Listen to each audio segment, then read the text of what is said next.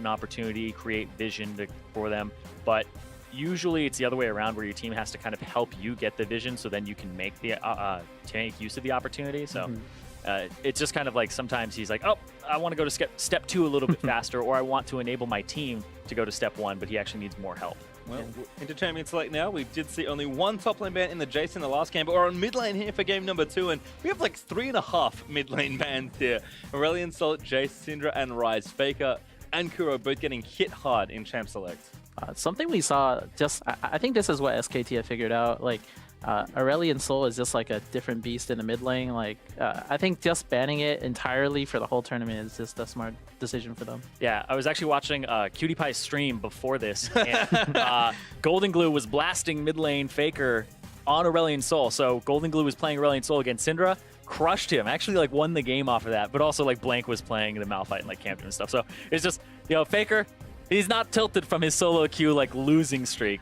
But I do have to say though that Aurelion Sol has seemed to be the bane of Faker and SKT overall. The 2 games that they've lost in this tournament have been to Aurelion Sol. Flash Wolves when Maple was playing it, and then up against RNG when Xiaohu had it.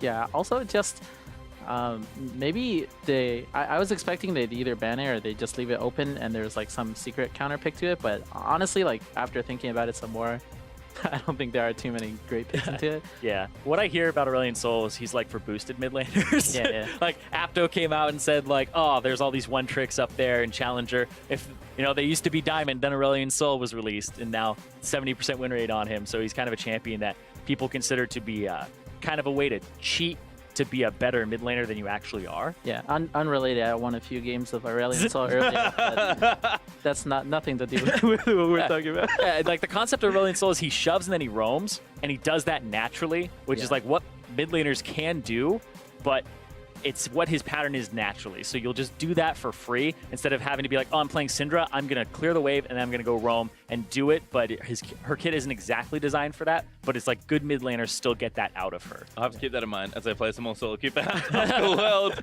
Olaf first pick for SKT, followed up by Zyra and Ezreal. Karma AShe answer there for Rox, so taking away Bang's AShe, even though we were having some jokes about Bang's arrows. His AShe in general for damage looking pretty good. Karma, super solid support, but Zyra, people just keep giving it away. SKT didn't first pick it, but Rox didn't choose to take it. You saw like they're comfortable trading Karma for Zyra. I think this is just an adaptation some teams make. Like, you can definitely win against Zyra as Karma, but it's definitely hard. And most people haven't thought of like a great support pick into Zyra, so this is like as good as it gets for Rox. Yeah, I think like as good as it gets for counters to Zyra, it's like Leona, but still like very risky. You have to hit everything in level 3. Yeah, you got to be a kill lane at that point and then just keep her down. But her teamfight utility is still very high. I think it's cool that we see a lot of Olaf as kind of a semi-counter at least, but SKT sort of blocked that by taking it away first pick. So some cool stuff going on there, but I'm curious to see what Faker wants to blind pick here as his mid lane champion, because they are giving Kuro last pick here on the Rox Tigers roadside. I would say maybe like another Ori or Viktor. It's hard to say. He has probably Viktor. Yeah. It seems like to be the blind pick mid of choice for the most part. Well, assuming everything, because, you know, Syndra and Ryze, sometimes Aurelion Sol are all banned, so there's not too many choices actually for just blind pick. Yeah, like picking a Cassiopeia blind is, they'll probably play Viktor into it, maybe they'll play something else. Picking Vladimir, they play Cassiopeia into it. So it's like, Viktor's kind of the neutral one that's left. What is going on? Is that actually Misfortune? Realistic? I don't know if that's actually Misfortune or if that's... gonna have to check. Misfortune support? No, I feel like that they haven't swapped it, so I think that might be a... I mean, mid lane comes... Wait, is that AShe support? AShe support MF ADC? Is this real? Hold on. We're trying to confirm. I mean, I'm excited if that's what it is. No one's like waving their hands or anything like that. We see the graphic too on stage. Oh yeah, yeah. All right, apparently that's what they picked. So it's locked in right now. It's Karma mid, it's AD carry AShe, and support Misfortune? Yes. It's not the other way around. It's not Misfortune AD? No, I don't believe so. They just had their last chance to swap, I believe, and Prey did take AShe. Wow. Gorilla? So just quickly, in Champ Select, Gate's like, not really sure. There are too many good picks into the old Zyra. No one's found a good counter yet. Maybe Gorilla has found the answer. I'm ready to learn something new today. Well, we're doing mid lane, so We'll get there later. It's Yeah. fine. I mean, just the fact that it's in the game is definitely interesting. Wow.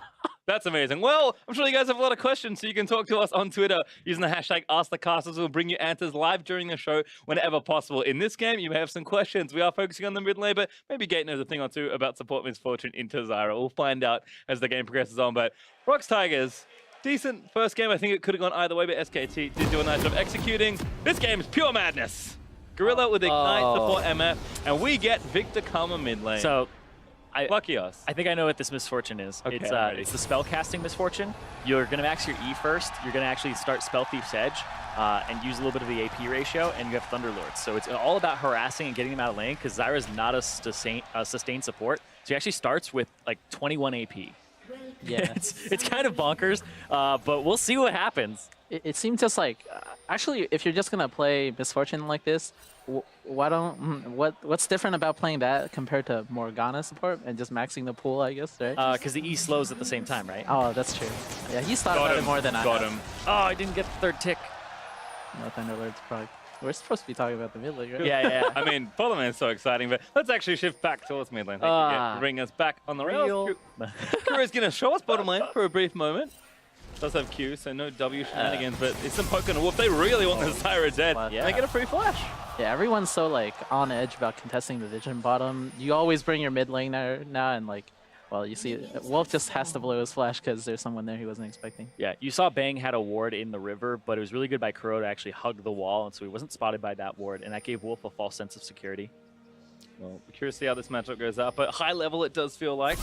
Lots of farming is what we'll be seeing in this mid lane. Is that an unfair statement to suggest? No, it's actually really probably what's Realistic. going to happen. Yeah. Is this I the don't know. Poppy Maokai of mid lane? As close as it gets, I think. Maybe you'll see Kuro like I think it. Well, Karma's. I think he has the advantage in this matchup. It's much easier to poke as Karma, and also Viktor does not have too much threat before he gets some items. So Yeah. you know, Karma will always have the advantage in the early game. Yeah, I think we saw this from Huhi, during his last day in the group stages playing the Karma. He didn't exactly win the laning phase, but it's all about getting the shove advantage. So instead of throwing your Qs at the Viktor, you throw them at the minion wave to try to shove them, and if Viktor's in the minion wave, then it's the extra bonus, right? Like right there, you throw it at the casters. If he's in the wave, then you hit him and it's good. But it's all about getting that HP of the minion wave down. So you hit level 2 first, you give it even more pressure, and then you just keep shoving in. Yeah, and just overall, Viktor cannot keep up with his like mana costs and just his cooldowns of his E in general. To like the best case for scenario for Viktor is just he can last hit well under his turret and get all the CS. Yeah, I believe it's something like a 12 or 13 second cooldown on his E at rank 1, and it even does slightly less damage, I think 10 less damage than the Karma Q, and the Karma Q is like half the cooldown of it, so she shoves way faster, way more often, and just can constantly do that.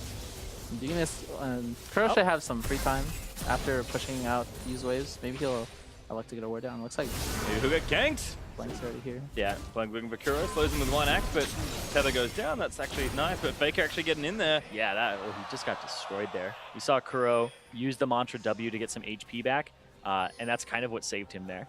He should be fine though. Anytime he gets too low, he could just expend his teleport for lane, and since Viktor doesn't have that luxury, he'll always be able to keep up the lane in terms of like tempo. Yep. He's also got to dodge all of these, and Viktor's just looking for, honestly, just a kind of a weird back if he is trying to back here. I feel like you stay. Viktor just can't back until like 1200 gold. So problems in the top lane very briefly. His first blood actually to Peanut, so Lee Sin getting a bit more active. But we should have a question on Twitter. I feel like it's a good time now that we're early into the laning phase. Texor asked, what are the different power spikes for both these mid laners? So talked a lot about the laning. It's not going to be that interesting. Lots of farming back and forth. But kind of when do these two champions get strong? What are they trying to do, and when do they get strong? What items are they looking at? I think for Karma, you're gonna look to finish like your Athenes first. That's the general build path. And then once she gets Athenes, she's already like a monster. Usually that's around level 9. She'll have a lot of poke damage, and she can like help sustain teammates in fights. And as for Viktor, he just needs his first Hex Core upgrade to be able to keep up at least like in terms of wave clear, so he can actually do something on the map. After the nerf to Hex Core, since it's kind of pretty expensive now, it's 1250 if I'm not. Okay. I think with that change, it's much harder to get the Hex Core upgrade on the first back, and this Karma can just back anytime and control the lane. So we'll have to wait for Faker to farm up enough gold. Yeah, that's kind of the disadvantage that Viktor has, is his honestly arguably one of his biggest power spikes, if not the biggest, is when he gets that first 1250. But it's like everybody else can back and get a Doran's ring, everybody else can back and get like a Fiendish Codex. He has to stay a lot longer than everybody else for basically a needlessly large rod worth of gold to actually have his upgrade to then start clearing. And then from there, it's like full Hex Core is a big one for him, Rylai's Crystal Scepter, and Death Cap are kind of the 3 ones that I would say are really big Viktor power spikes. And for Karma, Athene's, and then it really depends because I've seen so many different Karma builds and I'm frustrated by every single one of them because it's like they dip into utility either too much sometimes or there's not enough. So it's like they go like full damage or they're going like full utility. Yeah, I think it's hard to say exactly which is best for every game scenario too. Yeah. I think for most people, if they can't really decide, they just default to the utility one because, you know, that one's like the cheapest too, and you can get your items a lot faster. So that's kind of an interesting thing to me is that we see a lot of support Karma, of course. Mid lane Karma every now and then, she is kind of a flex, but do you get a huge advantage by pouring a bunch of gold into your Karma? Oh, Faker's in. Kuro, I think he's dead. Yeah, no flash, and Faker knows it. Yep, he had to use it earlier, so Faker takes complete advantage of that. Kuro will have the TP to get back to lane, so that's actually quite important. And this actually really sucks for the bottom lane. They pick up a Peanut here being aggressive in the jungle. All in. Ah, okay. So they know that Wolf doesn't have his exhaust, so it's a full dive. Here we have go. The port MF ult is good. Really good. He'll get the flash out. Tags in them as well. Looking for the I think Wolf is dead and looking for another one. Bang. In a flash. He might chase with his flash. Yeah, If Gorilla has wants it. Oh, he hit it all. That's going to be good. Prey with another. Yep. And now... Oh, no! No, no, no, no, no, no! Oh, no! Oh. That was Saving Private Smeb. They just managed it. I think Smeb could Oh, just here comes Blank. But like, yeah, here comes Blank. If Blank gets an axe, I think he kills Gorilla, so Kuro has to like goalkeeping. Zone Get him out! keep him safe. All right, he saves 3. That's the value. Saves 3 members of his team, waiting a teleport. Keeps Blank out from the bottom lane. What an interesting trade back and forth. I think Duke had to use his TP to get back to lane earlier, and that's what prompted Smeb to go for a play like that. Yeah, it's kind of just strange to think about that because that started off with just Peanut dying to Zyra, and then Kuro just got solo killed in mid, and then suddenly there's 4 people bot with 2 TPs. So that was just like a, I don't know, weird series of events, but it works out for Rox Tigers. Yeah. They didn't tilt. Yeah, no. Immediately come back after giving up a kill solo. It's like, I don't want to go mid anymore. Just let's go bot, guys. Well, nice play there, but you can see Faker has returned with a very nice fight. I think he also got blue off Kuro as a result of that play. So Hex got upgrade done, boots, pink ward, and an amplifying tome. Faker is in full control, about to get his next blue buff after the early donate over. This is a dream, and this is 2 games in a row now. I've seen Faker get an edge, and this is not a lane where I expected him to get ahead, but he's done it again. How did this happen? Well, okay, what I like to think, when I think of Faker, I always think he has like some sort of killer instinct. You saw just Kuro use the spell in front of his face and he knows he's no flash. Instantly just flashes on him with a grab, or just like the Chaos Storm, and just combos him down. And for most players, that's just like something hard conceptually to understand, like, okay, this guy can't be using spells in front of me, but he just immediately takes advantage of it. Yeah, it's kind of cooldown counting in a way. Yeah. You're like, oh, he used it. Karma has no more offensive abilities available. He doesn't have a summoner spell. But also, like, I know this from watching a lot of scrims, that SKT in particular is a team that they will just test limits in their scrims. They'll play the new champions. They'll leave all the OPs up. You know, you don't ban anything good. And I know a lot of teams do this even in NA. And you just kind of play for, okay, what can I build on Graves in jungle now, or play top and be like, okay, when can I kill this guy? Yeah, and just actually go all crazy. I think the hard part for most players is just like taking what you learn from that and putting it on stage. But you know, Faker's no slouch. No, and that's probably the coolest thing about Faker is he is so calculating and so good, but is not afraid, even on the big stage. We saw that with his Orianna ultimate in the last game, but I mean, this just feels awful for Karma right now. It wasn't his MF ultimate bottom Prey. The bottom line is somehow working. That was Ashe Arrow into the base damage of the feels bad, man. From Misfortune. So there's a lot of damage that comes through from that, just from base.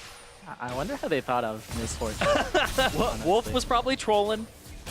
Maybe didn't swap one time. Who knows? Worked out. It's like, wow, guys, we got to try this some more. All right, so that was my kind of other question, is that we can see Faker, of course, looking strong in the lane, but we sort of know what Viktor is going to do. Big team by presence, huge damage as he moves into the mid and late game, and he kind of scales almost the whole way through it when he gets his early items. What's Kuro doing here? Because my question before was like, we've seen a lot of support karma. He's really strong. What does a karma with gold do that a support karma doesn't do? What is Kuro adding to this team karma? Mostly just like a layer of shields. Honestly, there's not too much difference between support karma and mid karma. They generally do the same thing in a team comp, but just mid karma provides like some little bit of damage you might be missing from support karma. So just generally, when you put it in a like mid lane, I think your goal is mostly to do well in the matchup, but also have enough pressure in the lane itself. But I think right now, Faker definitely has the edge in the lane phase. Yeah, I definitely feel like putting a ton of gold into her and she goes utility, it's not worth a lot. And so she can have kind of a low economy build. And if she's going half and half, then putting gold into her is actually quite effective. If she goes like Athenes and then she starts building actual damage. Yep. I think the most important part, just playing mid karma in general, you have to maintain your experience. Like you have to be high level, so your Qs like are pretty impactful and all of that. But Kuro did, I mean, not a bad job, but he has to make sure he doesn't die anymore in the mid lane, so he can stay up in experience. Yeah, and a lot of the early pushing advantage that we've kind of seen is, I think, dissolved. That Faker has 2 Hex got upgrades, and he got those 2 blues in a row, chaining them together. Does feel like Kuro hasn't been able to use that teleport aggressively, maybe get to another lane and make a play, or even just leave the lane and force pressure somewhere else. We know he probably wants to play up with Peanut, who's playing nice and aggressive on the Lee Sin, but Kuro, as Kuro is almost always want to do, he's going to wave clear, he'll do his job, and he's got the Athene's finish now, so things might be getting a bit better.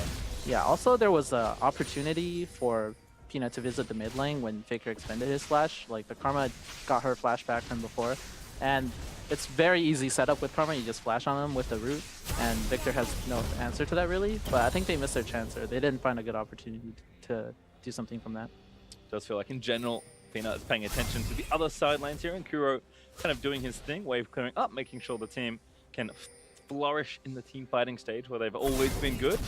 And I think if you know they're both wave clearing here and Faker's not getting to other lanes and pressuring fights right now, I mean, it could change, of course, as the teams group together. But I mean, if Praying Gorilla is somehow winning their Kuki bottom lane, Yeah. seems like Kuro's doing what he wants to do. I was looking at Misfortune, just looking for the AP ratios, and her ultimate on a full channel is 240% AP, and then it goes up to 320% AP later. So I'm actually very curious as to how much AP he's going to purchase here on this Misfortune, because he did start with at least ability power quintessences.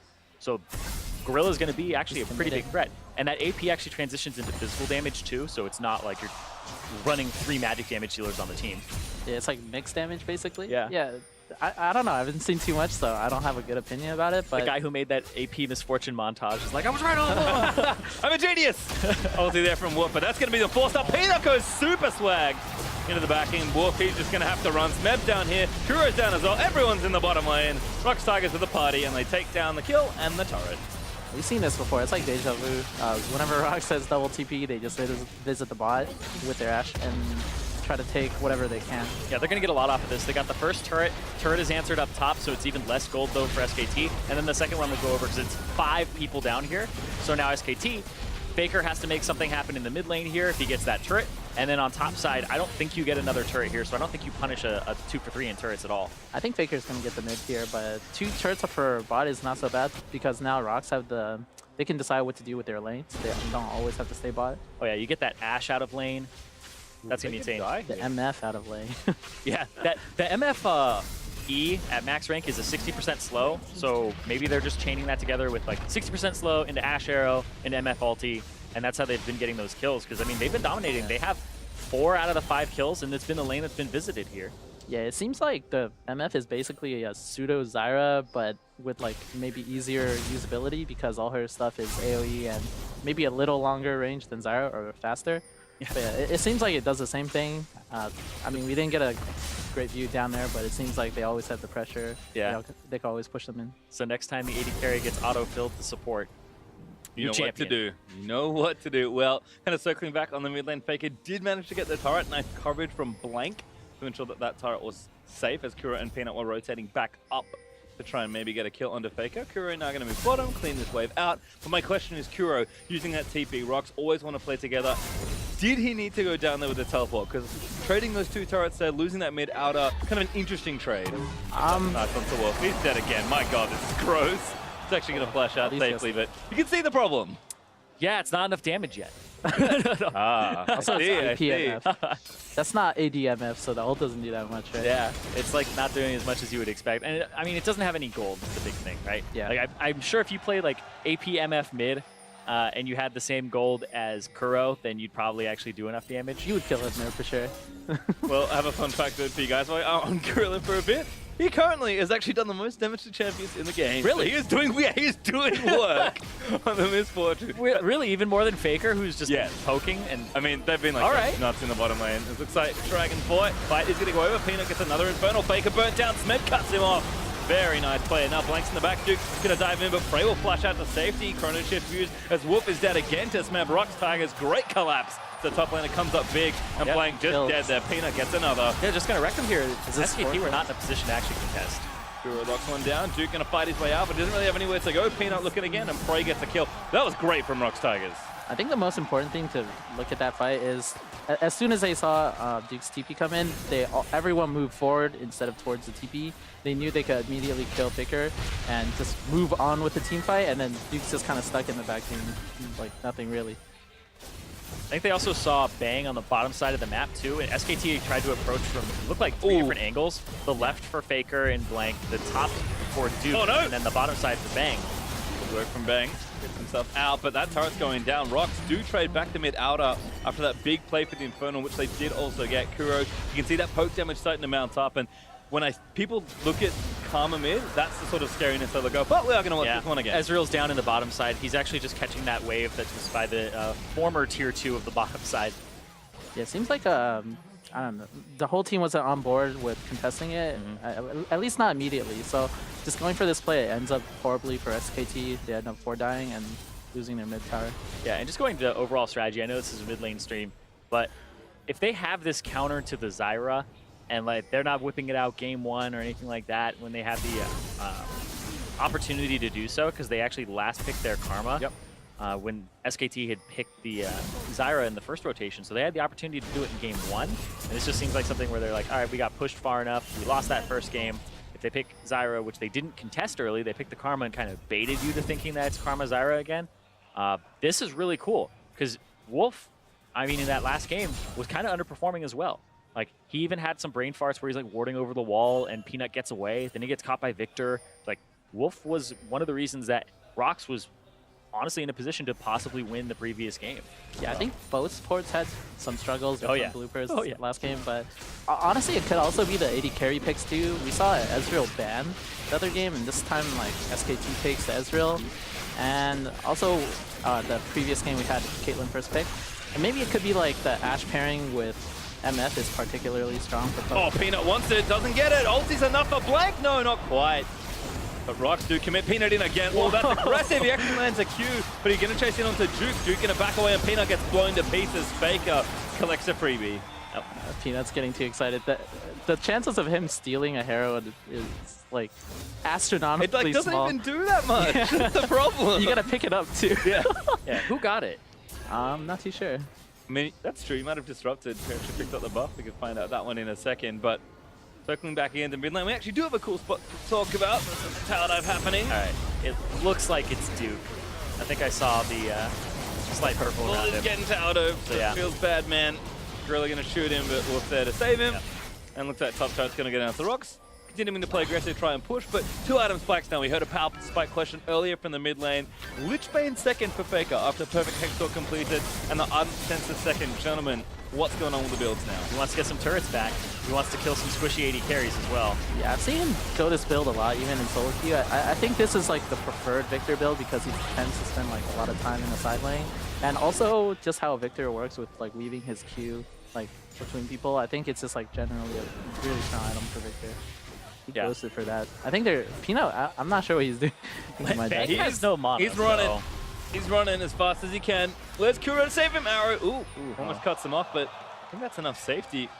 But Peanut playing definitely fast and loose in this game, but it has been working out reasonably. And as things calm down a bit, we have a great Twitter question here from Jen H. Asks, how do you play mid Karma in team fights? Is Mantra Shield a priority, or do you focus more on the Mantra Q and the W? So obviously has to bounce damage versus utility, and you only have a set amount of Mantra charges. Kind of what are you doing here with the mid Karma in team fights specifically? It's actually a super good question. because a lot of people will go with the Mantra Q if they went for an offensive build, but you can see by the build that Kuro has, where he has the Ardent Sensor as well, but his team doesn't make too much use of that, so it's like he has things that'll increase his shielding amount, he has something that'll give extra damage to people who are shielded, so Mantra E isn't actually that bad for Kuro at all. I think it may be the preferred thing to do. Yeah, I think, you know, to answer this question, like, when in doubt, just Mantra E. But if you're building, like, mid-karma with damage, you have to look at the situation and just gauge it for yourself. Like, if you need some additional poke, or you need to finish off a kill, or you need to just add some damage.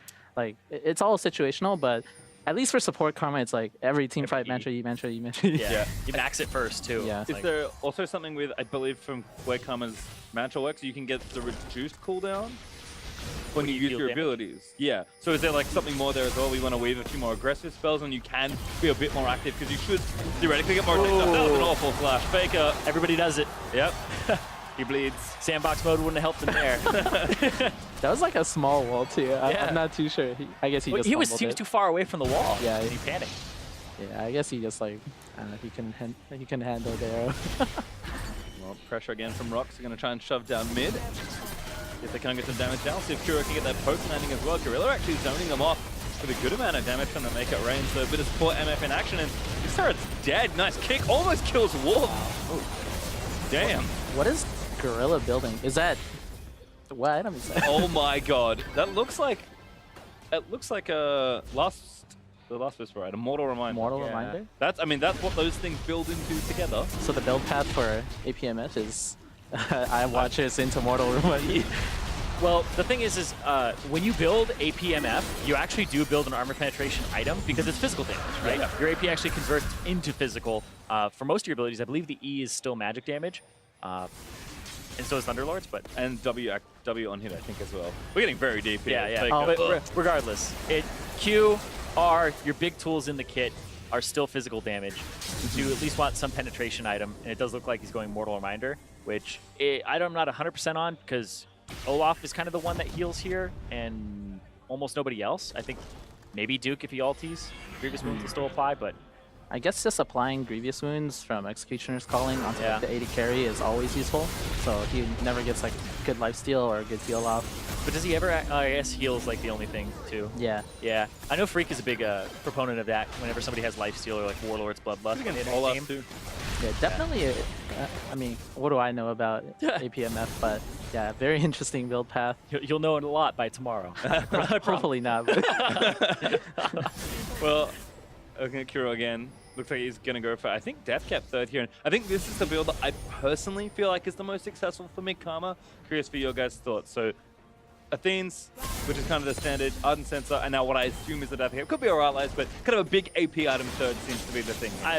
Rylai's, I don't think it'll happen. I don't think so either, but... I think it's between Deathcap and Ludens. Some people go Ludens because they just want that little extra oomph and they don't have enough AP behind themselves to really justify a Deathcap at that point in game.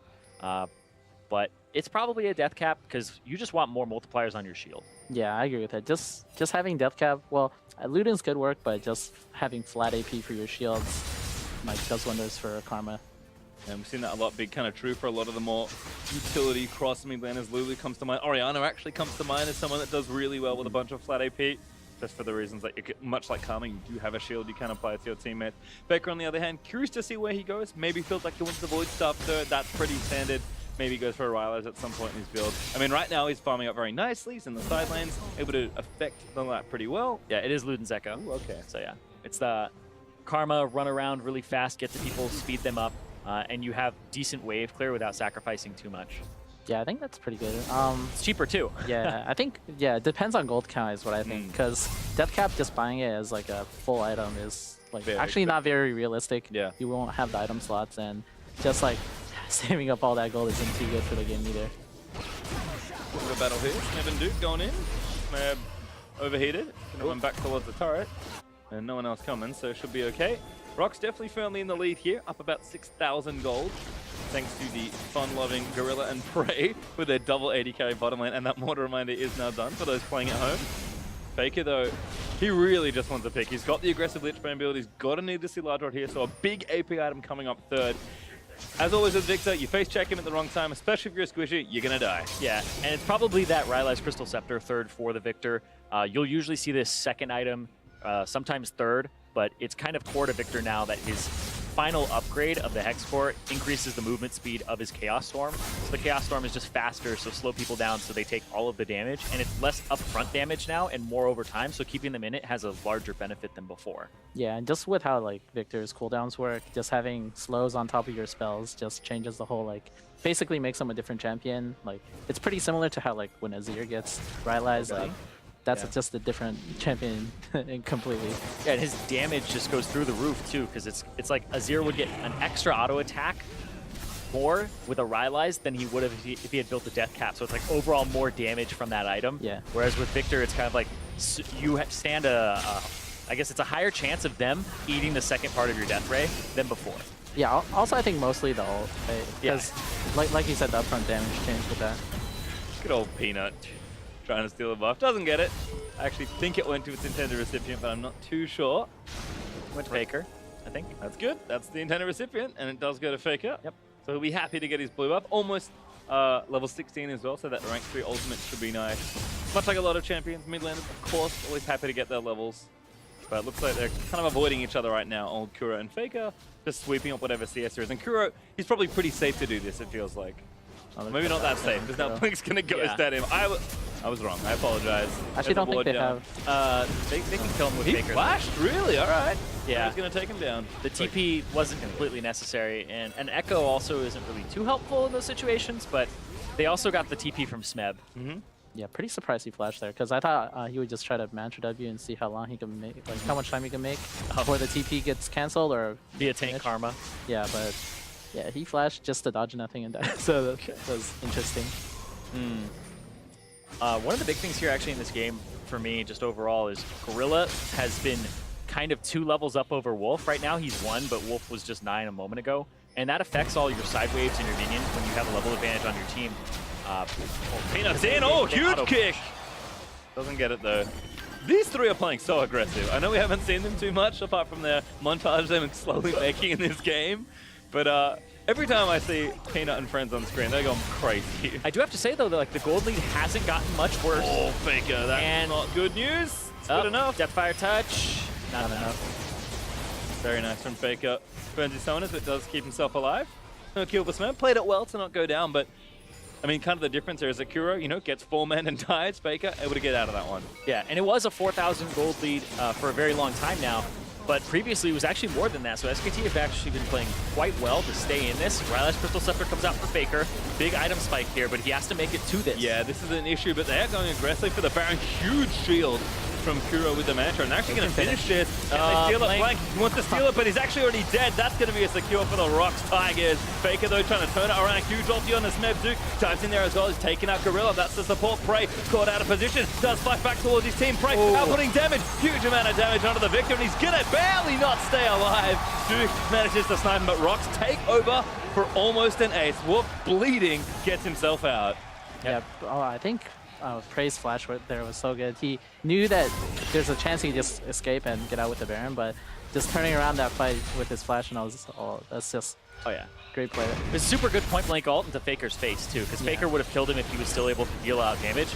And just watching what Kuro does in this fight, puts himself in the back of the pit, just makes sure that he's staying alive, he's throwing out stuff, mostly utility here. Then he Mantra E's again in the middle of this fight, which gives everybody a shield. Prey flashes, point blank, Faker's in the face, kills him before the gravity surge can even go off. Yeah, I think for Kuro, his role in this teamfight was actually pretty straightforward. He just had to like get as many shields off for the turn, and also when the fight kept going. So I think the fact that he got 2 of them off, like you said, the cooldown goes down for spells cast. So he got 2 of them off, which means he like did a lot of damage with his Q, and maybe he hit some people. So I think just getting 2 shields off kind of turned that fight. That's the strength of mid karma too. Yeah, exactly. The shields are so much bigger when you build up a big reserve of AP, and if he does go death cap, he's got another needlessly large rod. Like, big AoE champion on Viktor is going to feel real bad when he has to just plow through all this extra health that Kuro is giving them, and it is a ridiculous amount of health, as you can see. Oh man, I'm actually looking at this composition more as like Kuro, his his purpose isn't really to deal a lot of damage. It's all about shielding. And I think Prey is the big focal point of this team. Because Gorilla... Oh my god, Peanuts are good. He's just killing everyone. Turret's dead. Yeah, it looks like Gorilla is probably going to go for a Black Cleaver next. So he's just going to try to shred people for Prey. He's a genius. So, this MF build is just... Amazing. It's amazing. I'm not too sure what to say yet. Yeah. Hey, he built a Sightstone still, so all those unconventional supports in solo queue. Built Sightstone still. Liquid's watching, he's like, I like this. I know what I'm playing when I get home. So. Rip solo queue. Yeah. Not tonight. Don't queue if you see me. You know what's coming. The old gate support MF. Well, Rox Tigers have a huge lead at this stage, and Prey's Ashe has been a huge help there. Gorilla certainly with unconventional pick working out well, but cannot discount how good that man's Ashe is. Peanut, of course, getting aggressive. They already broke mid. They're going to break top as well. Smeb popping at Zhonya's, making sure it's all okay. Faker might find a big ulti. Strangleforce is looking good. Duke in the backline, trying to make it work, but Prey does go down. Peanut forced to flash out. Kuro does go down. Couldn't shield him in time, and Rock bleeding low as Faker plays janitor on the back end of this fight. So he's going to turn it around. He knows he's dead. Tries to save his teammate. What a disaster. They didn't even get the inhibitor too, as far as I see it. man. Yeah, I think... Oh man, I like what they did, expending like all their cooldowns just to get hits on the structures, but it seems like SKT just called their bluff and fought them for it. Yeah, I think that big turnaround was mostly Faker with the slows afterwards. Yeah. It's just the ultimate coming down and they weren't expecting it. I don't think anybody really got hit up by Wolf's ultimate either. It was kind of just a zoning tool, but they were retreating anyway. So I want to see that again because they used the ultimate there to zone off Wolf and Faker as they get damage on the structure. Really good because they're walking in front of it. Turret's dead. Now here... Okay, that's what it is. So it just ends up being like way too much damage and they just find a way in on the right side. Yeah, I think Stranglethorns did a lot of damage. Yeah, there. it actually did. And then Duke gets in there and kind of finishes people off and slows them down with the Q. Did Gorilla get out? Yes, I think he did. The Swifty boots. I think from watching back as well, and I could be wrong, his Iron Will safeguard might throw me off here, but I think Kuro single shielded Peanut as he went in, just to kind of follow that Q to zone them off. And if he had that at the back end of that fight, I feel like that might have been a little better. So we talk about it. We already answered the question of what do you do as a team fight as Karma. Kuro has the answer. It is Mantra E. Yeah, Didn't Mantra the E. Look what happened. They lose horribly, and it's all gone wrong. This MF build kind of reminds, it's like a team focus, like almost like an aura build after he finishes the Black Cleaver. And he's just going to do some slows and reduce their armor. So that's an interesting way to play support, honestly. My favorite thing about this is we're just like, oh, Wolf is such a team player. It's so great. And he's probably like, yeah, this is for me, guys. I'm actually just trying to make my damage higher. Not working out. Gonna take some damage here and will go down. Had almost every skill shot dodged, but now's the last few. Faker's going in. Good Zhonya's there, but Gorilla's now gonna try and take him down. MF go! Smeb takes a bang! Ooh. Faker lives, flashes out to safety, and here's Kuro and Prey with 2 TPs. Arrow fire. Oh, he's out. trying to stop the back. He's got TP. He's got TP. I think that's gonna hit. Gunk. Oh. This is what Nexus turn? They're going in, they're actually TPing, gonna try and take it down. Smeb coming back in, but a little too much perhaps. Prey does good damage, gonna shoot some arrows in. And there's Faker getting taken out. Gorilla MVP plays Faker, and Rox are gonna try and end the game, but I think MA bit off a little too much here. We'll have to see. Kuro gonna keep moving in. Smeb with the big damage. That's gonna force the ulti as Duke flashes out as well. They're gonna look to knock it down. The Nexus now exposed. Prey firing arrows into the mix, and Rox Tigers. What a great way to tie up this series. That's a 1-1. Yeah, we didn't end up talking too much about the lanes after they kind of broke open because there's so many interesting things going on this map.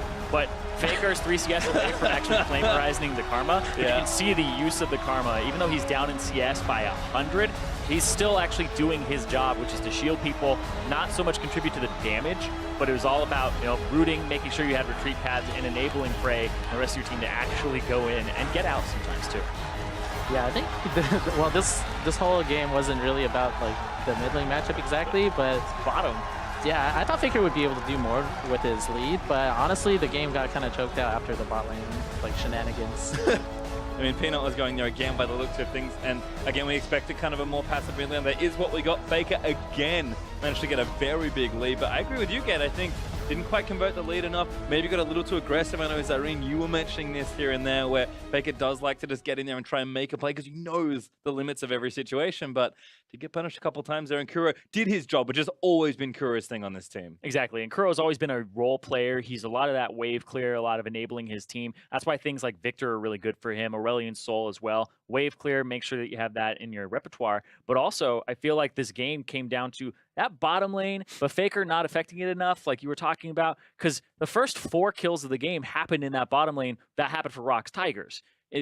FAKER solo killed, got the turret mid lane later on after they lost both towers bottom. So you'd think he'd be able to roam, but the whole map was just opened up at that point, and that's where Rox just started using, okay, bottom, so far back, Bang has to clear all the way, like his inhibitor turret. We're going to take Infernal Drake. SKT take a bad fight, and it's just snowballing from there. So FAKER really didn't get too much done in this game at all. Yeah, I think just their bot lane bled out too much. Maybe with like a closer game, FAKER would have been able to take that, that lead he had and just put it into the bot lane, but this game kind of closed out. Yeah, I mean, he solo kills the other mid laner. Like, I don't know how much more you can really ask for from him, except maybe roaming bottom a little bit more. But at that point, they can't get too much pressure, and that is really cool, because if we're seeing this as a counter to Zyra, you don't get a day to practice for yourself. You might have to ban it. That's pretty great. I have to say, the misfortune there from Gorilla looking really nice. But I think I have to agree. FAKER, it's so weird to see him not being able to leave lane for me. Like, Kuro, he's got the TP. He's going to shove in. Like, do you think maybe that's just a plan? Like, neutralize FAKER for Kuro? You know he's probably going to lose in a 1v1 anyway? Yeah, I would actually say that's totally fine. It's kind of like a lot of top laners are put on Poppy when people are like, okay, well, they're not really a carry for our team. They just need to be a role player. They need to survive. Poppy goes down 60 CS, still more effective than like the Trundle or something like that, right? So that's what the karma is. You go down 60, 100 CS, you die solo in lane. You're still going to do your job. Just shield the guy who's fed. Yeah, So, I think moving into this matchup too, that's the Rox plan. You saw Kuro play Viktor the game before too, so he's just trying to stay there and get as much CS as he can for the team fights. Well, I love it. Really fun stuff there you can see. And Gorilla, I think, doing exactly what he needed to do. Is Karma maybe a ban now? Because we know Gorilla can play it. Like, I think it is a champion that suits what Kuro wants to do in this matchup. Like, I mean, Zyra's such a big pick. Maybe you ban it away, try and take it first pick on blue side. You've got that strong bottom lane once again. Although maybe the MF has to get banned. I think you ban the MF. If you're going to ban anything, I know, it's so weird to say, right? But I think if you're banning anything, you're banning the misfortune because you don't know exactly how to deal with it yet. Or you have to wait until that misfortune gets picked and try to counter pick it. But it was picked last pick. It was picked final pick for Rox. And then they flex the karma. Played ADK, who knows? Well, I have some good news for you guys. We are going to be back with Gate when we return, and we're going to look into the bottom lane, so fingers crossed there's some more shenanigans from Gorilla, but we are going to check back in with Dash and the analysts in New York. We'll rejoin you guys for game number 3. Game on misfortune support. Big takeaway.